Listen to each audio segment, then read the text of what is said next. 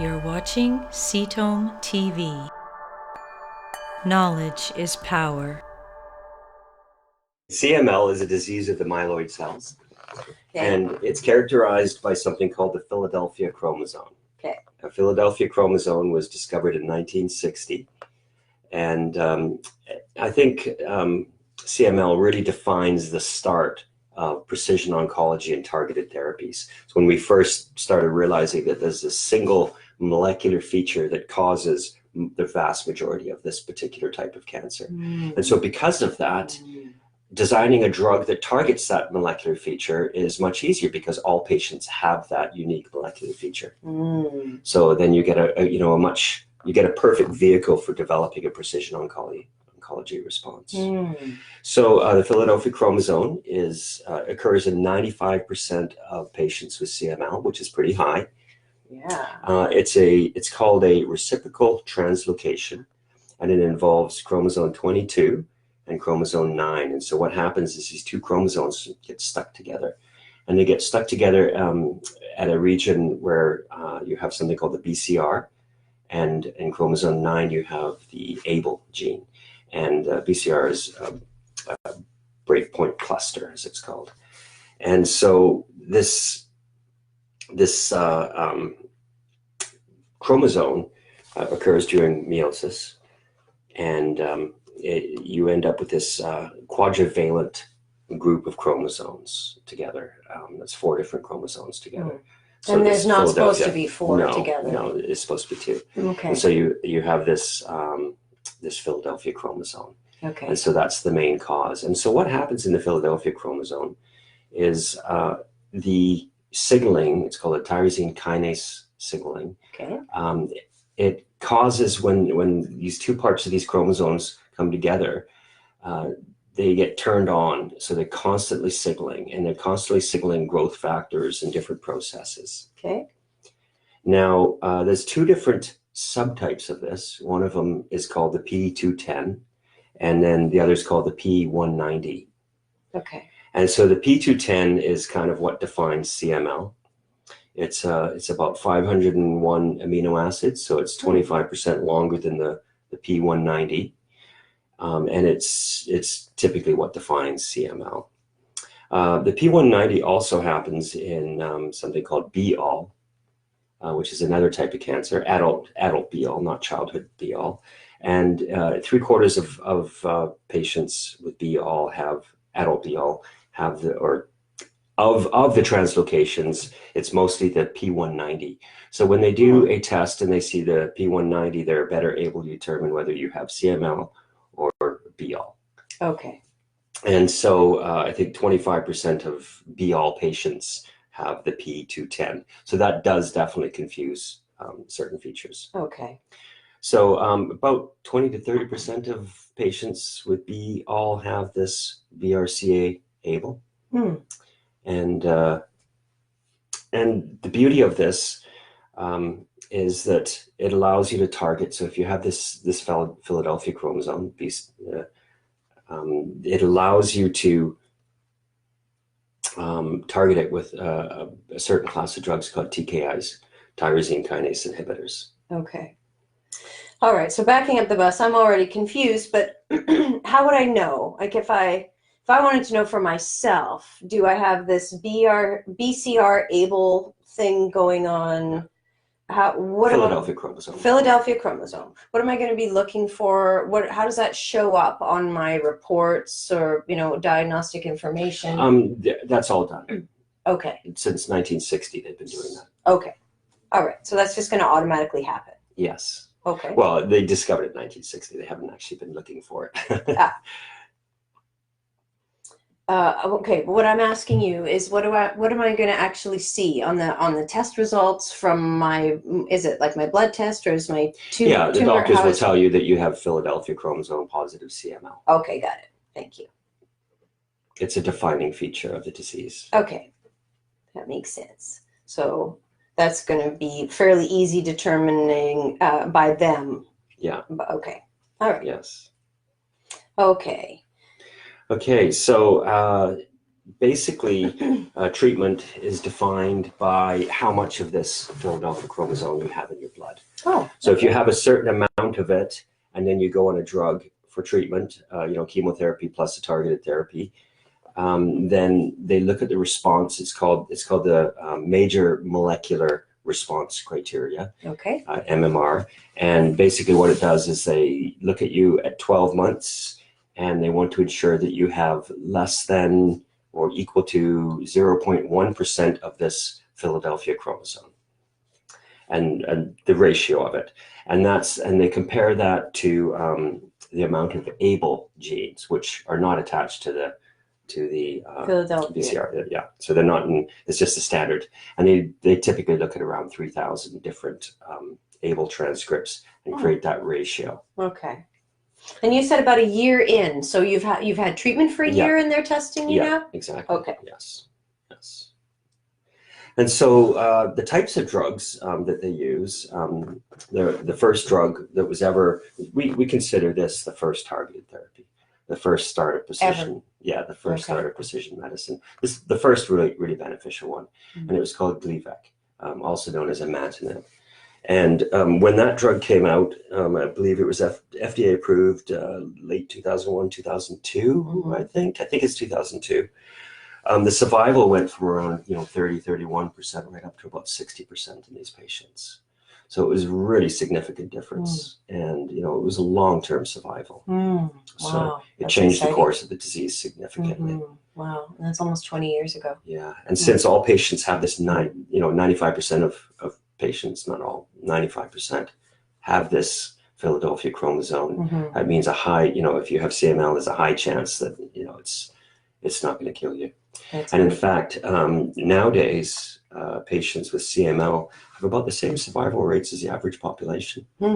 So it's considered definitely a treatable cancer. You mean the average population without cancer? Yeah. Wow. Yeah, it's close to it. So, however, not everyone responds to treatment, as you know, and many things can happen during the course of this disease. So right now we have two different classes of drugs, well, three different classes of drugs. They call tyrosine kinase inhibitors.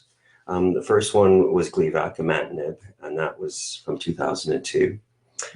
And the two different classes of drugs are called type 1 and type 2. Okay. And then we also have something called mixed drug, which is relatively new. So type 2 drugs are the most common. Gleevec is a type 2. And what it does is it has what we call stringent binding. And stringent binding requirements. So what means is it's very selective for that Philadelphia chromosome alteration, and it binds onto it, very specifically. So it has this stringent binding. You have to have that mutation, and it binds onto it and breaks down the actual transcript, the Philadelphia chromosome. But that is why it works so well. Exactly, and it's very selective.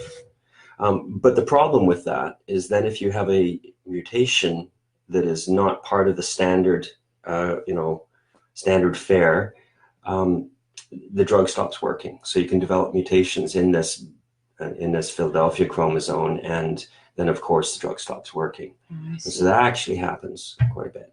So the type 1 drugs are what we call promiscuous. In other words, they're not as specific, but they're less prone to resistance based on mutations. And then you have the mixed, that have the features of the type 1 and the type 2. Okay. So the stringent binding. But a little farther afield. Yes, exactly. Yeah, so not as general. And what are the kinds of results that, I can imagine, type 2 is quite beneficial, as you say, as long as things don't mutate. Right, exactly. And they typically do. Okay. Yeah. Right. So good place to start, but often you'll need more. Right. So I have this little diagram that I made. So this is the able gene, as you can see. Okay. Oh, and okay. so this is just a list of some of the mutations to imatinib that it can occur and where they occur in the gene. So as you can see, there's quite a few of them. We'll post that to the chat for you, by yes. the way. So, So there's a variety of mutations that can occur over time and provide resistance to imatinib. okay, that's what you were just showing us. Yes. That's what I was okay, just so it showing kind you. of goes. So we could kind of get the sense it kind of goes all over the place. We'll post that for you to have a sense. The most common ones occur in what we call the KD mutations, and they enable. So there's some specific mutations that are the targets of a lot of the research that seem to occur. And typically, what the scientists do is they'll say, well, we're seeing a lot of this mutation, so let's design a drug that overrides that. Right. Which again, if they're, if 95% of people with that particular CML type of cancer respond to the drug. Yeah. So you can understand why that was one of the first targeted therapies ever, because Yes. it was such a high number of people with Right. that diagnosis who had that mutation. Right. Yeah. So there are so there 95% of the people have that mutation. Doesn't mean 95% will respond to the drug. no. If I said that, that's not what I meant to No, say, but yes, exactly. thanks for the clarification. So, but I'm just kind of now wrapping my head around, okay, that makes sense why that was the very first targeted therapy, or, what, because It's a perfect there candidate. aren't very many that have, even breast cancer where, BRCA1 is very prevalent, Yes. but it's not anywhere near that prevalent. And it's a different mutation, Mm. in every person. Mhm. Very few people have the same mutations. Same type of BRCA Yeah. mutation, you mean? Exactly. Yes, that's we'll come back to that, another topic. That's where it but- gets complicated. Okay. So imatinib, this first drug from 2002, as I mentioned, it dramatically doubles the survival rates of people with this disease. It also targets a bunch of different signaling pathways. One of them is referred to as KIT, and another is PDGFR, another one is DDR1, and because of that, it's been used in it's being investigated in other diseases that have these mutations. For example, KIT is common in something called gastrointestinal stromal tumors, and so they typically have high KIT expression, and so this drug has shown to be effective somewhat in those patients too. And that's something that you're seeing a lot of too, isn't it? Yeah, off-label. Yeah, Definitely. that's what that means, by the way, off-label. If a drug was designed for something else, but they're discovering it works for something else. And even in AML, I think, even acute myeloid leukemia, I think, even 1% of patients have a Philadelphia chromosome aberration. So in those patients, you can definitely use this drug. So then often patients develop resistance, and they weren't too sure, but now they understand why they develop resistance. I showed you that mutational page and all the different possible mutations. So that along came nilotinib in 2007, I believe, and that is the next generation drug, and it was designed to treat patients that were imatinib resistant. Okay. So basically the way Gleevec or imatinib works is it kind of folds the chromosome into a position where it can't turn on. Okay. Locks it into an off position. Oh, okay. And so nilotinib was developed for imatinib resistance. It has 10 to 30% or 10 to 30-fold more activity than imatinib, so it's a much stronger drug. Works in a similar pathway. It can also be used for GIST, gastrointestinal stromal tumors, because it targets a lot of the same. The high KIT. Yeah, the high KIT, and targets some other pathways too. But it has a 92% response rate in imatinib-resistant patients. So that's a very, very effective drug. Wow, yeah, 92%. Yeah. And then we also have a new one called ponatinib. And once again, that's a new advance in targeting this Philadelphia chromosome. So it came out in 2012, 2013, but I think there was some problems with blood clots or something, or some side effects. So they had to play with it and play with the protocol a bit and come up with some, slightly different protocols for it. But it was approved, 2013. And so it's interesting because what it does is it targets not only does it target the Philadelphia chromosome, itself, the original Philadelphia chromosome, but it also targets the mutant forms of that. Ooh. So, So it when you have resistance, you have mutant forms of the BCR-ABL. Right. And this targets both the normal and the mutant forms, so it's a much better drug. Yeah. And so it's going to work when patients are resistant to nilotinib and imatinib. So it works from the start, and then as things start to morph, it kind of it continues to work. Yeah, exactly. Wow. That's it's exciting. typically used as a later line, though, when people become resistant. Oh, I see. It's because it's such a new drug. Right. So it's more costly, or they... Yeah, a bit of that. And I think just the process is, let's keep you on a drug that we're comfortable with. Oh. And then, once that stops working, we'll bring in, the new recruits. Ponatinib. So all three of those drugs are type 2, so they have this stringent binding. More specifically, ponatinib targets what's called a gatekeeper mutation. Okay. And this is something that happens. This is one of the mutations I just showed you in that diagram, this one.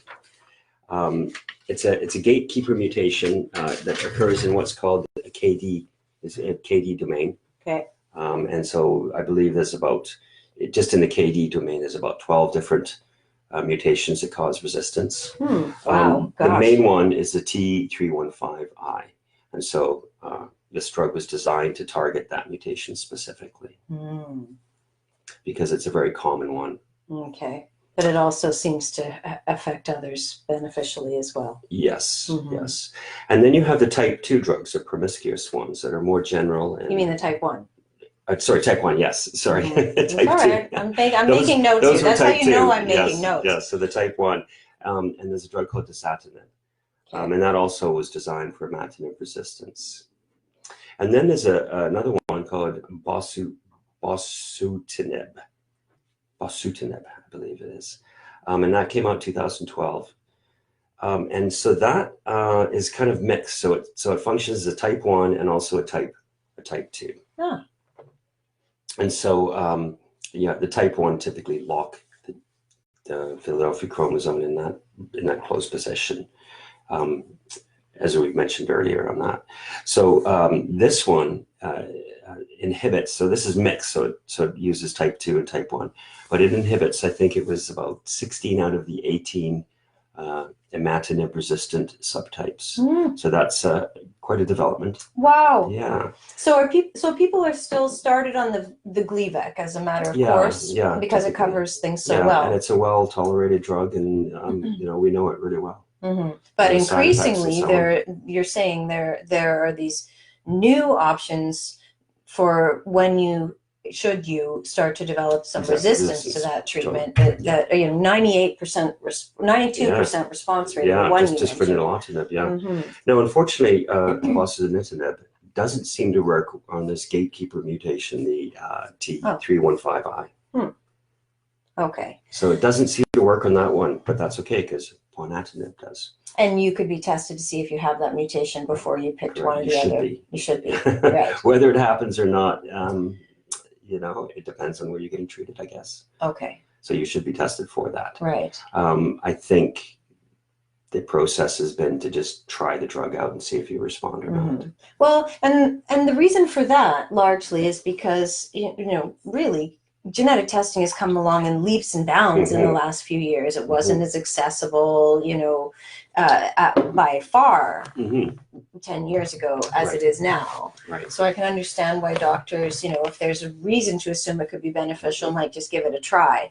But now there's a way to actually know whether it's going to work for you or not. So you don't have to kind of do the trial and error anymore if you've had the genetic testing. Yeah. So resistance does occur eventually on imatinib. I believe, somewhere 50 up to 90%, depending on how long you live. Okay. But obviously there's some treatment options. Yeah. So as I mentioned, the main area of research has been on these KD mutations, KD domain mutations of ABL1. But now what we're starting to see too is mutations in other signaling pathways. So on top of just this Philadelphia chromosome, we're also seeing mutations in the STAT STAT3 signaling pathway, Mm.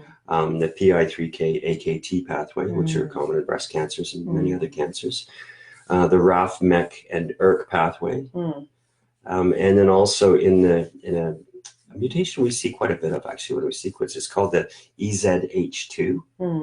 And that's what we call a class of proteins called histone methyltransferases.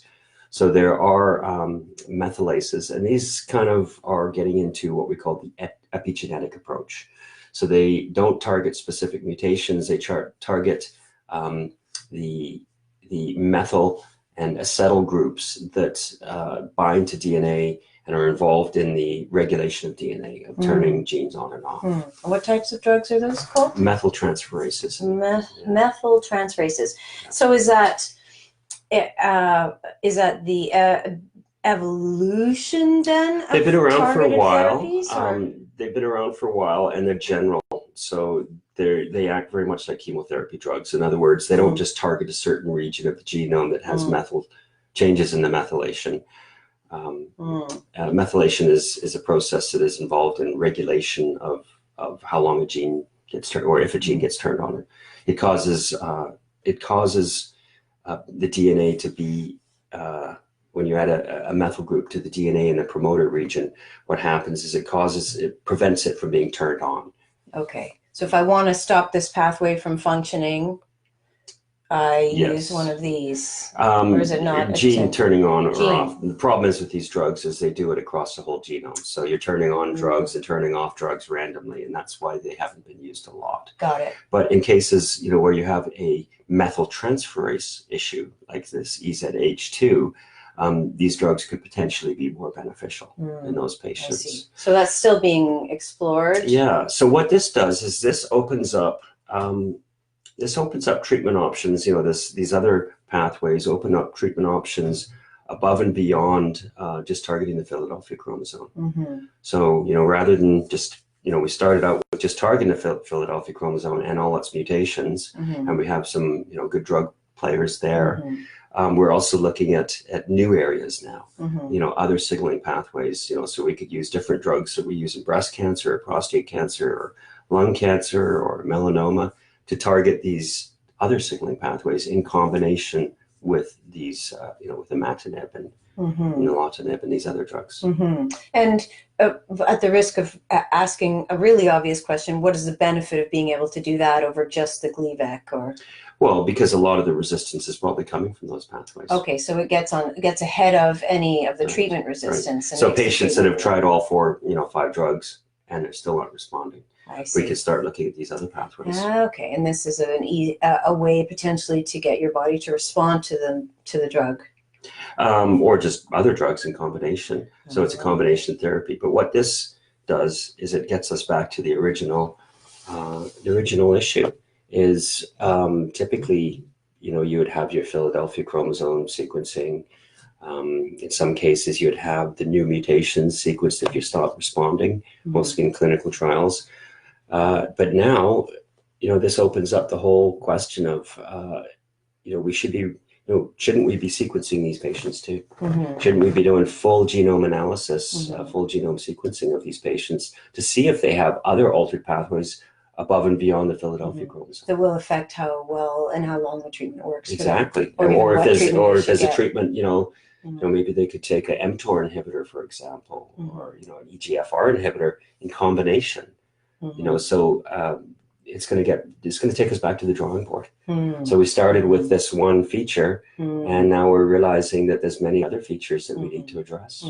Seems to be the common theme. It is, yes, definitely. Yeah, that the more we learn, it's that Dunning-Kruger effect. The more we learn, the more we realize we don't know. But the good news is, as we're realizing what we don't know, there are increasing number of these drugs, so they're having far better benefits to people. And again, that genetic testing is allowing your doctor to start you out on a much more effective treatment regime and perhaps get ahead some of this resistance. That's exciting. Yeah, so we're hitting it from many different angles. Yeah, and again, there's just going to be more and more of that. Totally. Yes. because we're just getting started. As Mhm. you were saying earlier this hour, there's 11 pathways that we know of that are potentially involved in cancer progression, and we've really only started to look, immune system, and we've really only started to look at 2 and a bit. 3, yeah. Well, that first one you said, or that third one you said is kind of we don't really have anything for that. We do have a drug. Oh yeah, there is one? And it's being used. We're just not sure where it's being used or the best I'm place still to going put it. with 2 and a bit then, because but anyway, that means there's still so much more to be discovered. Definitely, yes. Yeah. Okay, so what more do you want us to know about? Well, I think if you have CML, get tumor DNA sequencing. Okay. Find out if there's other pathways and other mutations that could potentially create resistance to your disease. I think that's a very important thing. Yeah. The one thing that I notice, like a side benefit that you provide people when you do the genetic testing and the research for them, is not only do you then come up with a targeted therapy plan for them to start with, but because you have that data already, you and their doctor can be so much more responsive to yes, any changes or any resistance, but also then as new studies and new information come out on specific genes and drugs that are particular to them, you can constantly keep updating the treatment protocols for people. Exactly. Yeah. So we were actually visiting with somebody last week who about 5 years ago was diagnosed with breast cancer. They at that time, their doctor prescribed something that was, fairly new.